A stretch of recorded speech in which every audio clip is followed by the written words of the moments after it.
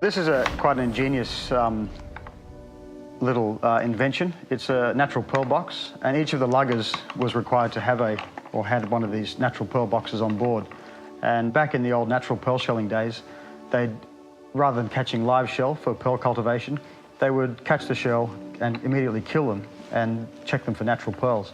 And any natural pearls they found would be dropped into this hole, and it has a mechanism inside that prevents it from coming out if anyone should shake it.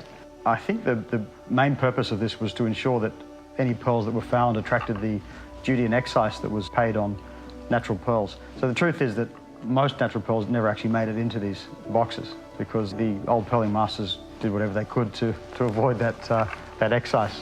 And actually brings me to a story about my grandfather was on his first lugger in 1929, discovered an amazing natural pearl, and he was a bit concerned about that his crew might try to steal it from him and possibly throw him overboard or something of that nature. The pearl was quite an important one.